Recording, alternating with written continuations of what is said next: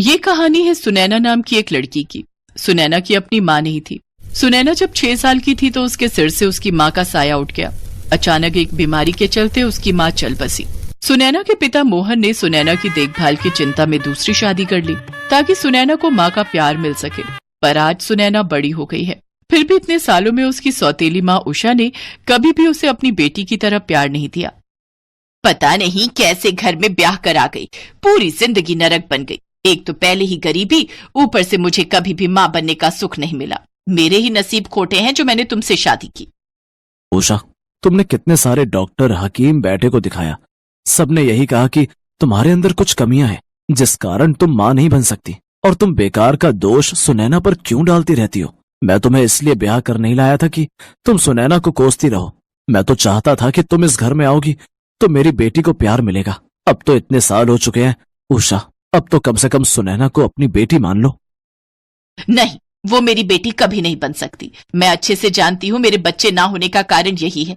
इस मनहूस की बुरी नजर लगी है मुझे, बस मैं इतना जानती हूँ। सुनैना ने उषा की बातों को सुन लिया और वो रोने लगी। उसका रोना रुक नहीं रहा था। उदास मन से वो माँ लक्ष्मी के मंदिर गई। पंडित जी माँ लक्ष्मी की आरती कर रहे थे। बोलो लक्ष्मी माता की जय, लक्ष्मी माता की जय। पंडित जी, दिवाली का त्योहार आने वाला है, मंदिर में साज सज्जा की तैयारी में कोई सेवा हो तो बताना। हाँ बिल्कुल, अगले हफ्ते ही तो दिवाली है, तैयारी शुरू हो ही गई समझो। पंडित जी, माँ लक्ष्मी से जो भी मांगो वो सभी इच्छाओं को पूरा करती है ना? हाँ बेटी, सच्चे मन से की गई प्रार्थना माँ लक्ष्मी अवश्य सुनती है। तुम उनसे सच्चे मन से जो भी मांगो वो इच्छा जरूर पूरी करती है। माँ लक्ष्मी, आप तो जानती हो, माँ के जाने के बाद मैंने कभी भी दूसरी माँ को सौतेली माँ नहीं माना। मैंने हमेशा उन्हें अपनी माँ ही माना है, पर वो ना जाने मेरे से क्यों इतनी नफरत करती हैं। उनका ये व्यवहार देखकर मेरा मन बहुत दुखता है। कुछ ऐसा कर दो माँ कि माँ मेरे से नफरत करना छोड़ दे, वो मुझे अपनी बेटी मान ले। सुनैना का मन बहुत दुखी होता था जब वो अपनी माँ को इस तरह से व्यवहार करता देखती थी। बापू, आप कब तक लौटोगे? 2 दिन तो लग ही जाएंगे। तुम्हें भी अभी जाना था? पता है दिवाली के कितने सारे काम हैं। मेरे हाथ पैरों में पहले ही दर्द रहता है, और कल सुबह तुम्हें पता है मेरी बहन अपने पति के साथ दिवाली देने आ रही है। कितना काम हो जाएगा। क्या करूं उषा, जाऊंगा नहीं तो कमाऊंगा कैसे? आगे सुनैना का ब्याह भी तो करना है। आ जाऊंगा दिवाली से 1 दिन पहले। मोहन काम से चला जाता है। उसके जाते ही उषा अपना रंग दिखाना शुरू कर देती है। कान खोलकर सुन ले, सारे घर की सफाई तुझे ही करनी है। कूड़ा घर में दिखाई ना दे और खाना भी बढ़िया बनाना है। मेरी बहन और उसका पति बिल्कुल भी ये ना सोचे कि खातिरदारी में कोई कमी रही है। मैं सोने जा रही हूँ, चल तू काम पर लग जा। सबसे पहले सामने की अलमारी साफ कर ले। माँ, वो बहुत ऊंची है, मेरा हाथ वहां तक नहीं जाएगा, और उसमें तो भारी भारी संदूक रखे हैं। इतनी ऊपर से उठाना बहुत मुश्किल है। देख सुनैना, मेरे सामने कोई नाटक नहीं चलेगा।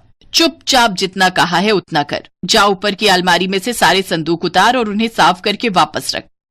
सुनैना ऊपर बनी ऊंची अलमारी में से भारी भारी संदूक उतार कर नीचे रखने लगती है।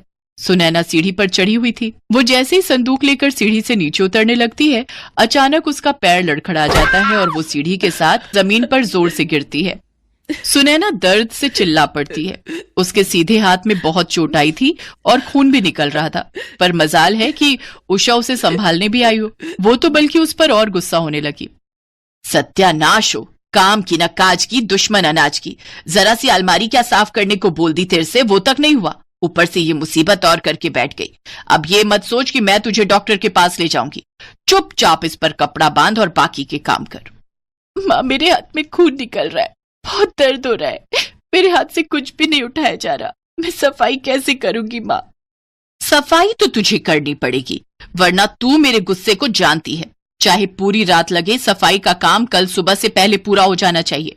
कल सुबह ही मेरी बहन और उसके पति आ जाएंगे। मैं सोने जा रही हूँ, सारे काम करके रख।